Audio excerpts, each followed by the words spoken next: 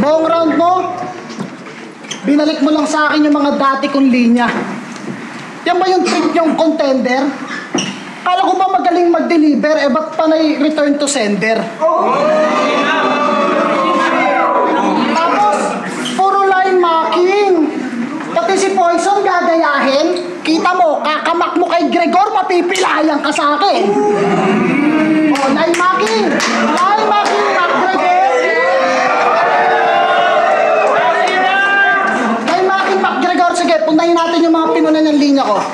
Pinuna mo yung Miranda rights? Bakit? Ano pinaglalaban mo? Abogado ka ba? Di mo nga afford yung mamahalin, yung private na attorney, mahiya ka naman. Mahiya ka naman daw.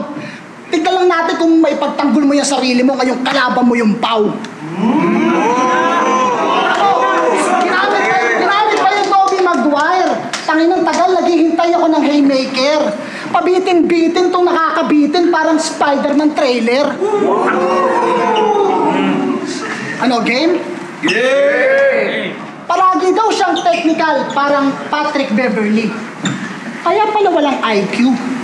Pag naglaro sa pakan, yung pagiging technical mo, walang support, paano ka tatawagan? Your numbers don't lie, and if I show some, lalabas ang ating difference. Kaya walang eksena tong si Patrick, lalo pag may all-star this week ends. Laging bilog ang bola. Di laging bilog ang bola. Nagra-rugby ka ba? Di laging bilog ang bola. Nagra-rugby ka ba? Huwag kang mag-ilusyon, punyeta. Sa pinasok mo na court, ako ang reklusyon perpetua.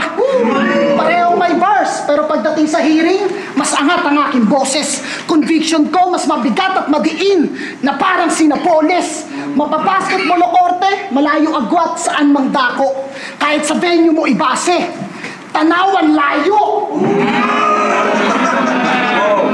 Offensive na ba masyado? Last 2 minutes eh. Pero kung sakaling tumabla, okay, fine.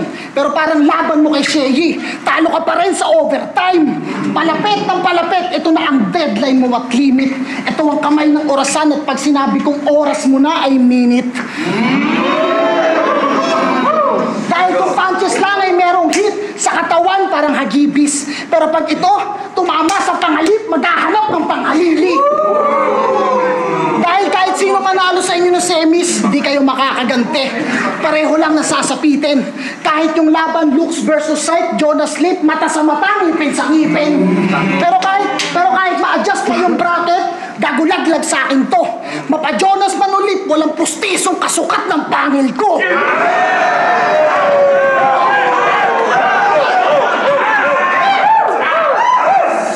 Puro bars, boring. Hindi ako magaling na joker, pero lyrics-wise, bago mo makita yung core, masasabing may layer. Kaya pag nag-init, global warming. Ibang klaseng icebreaker. Magbibitak-bitak tong lip. Manlalamig sa kada punch. Mabagal lang kapag nag-spit, pero pag nag-flow, avalanche. Bawat angle ko may cold-blooded shot. Ito ay laminyang may sandehas.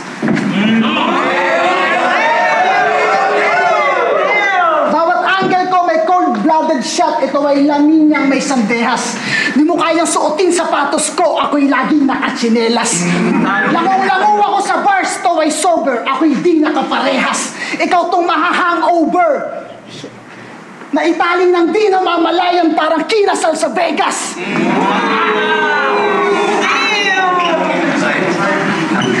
Kalmado lang, low pressure, pero alam mong may paparating. Pareho tayong sick, pero hindi na daw ako mainit.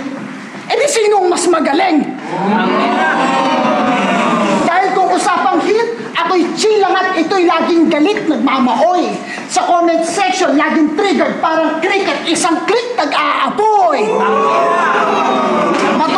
Matuto ka mag-control ng galit. Dahil ako, nagawa ko yan sa laban na to. Para kang troll sa social media. Bakit? Wala akong dapat patunayan sa'yo. Kaya kang payat pa kamay. Ang lesson na iiwan ng laban na to ay magkaiba yung rapper na puro live feed sa lumalamon ng buhay.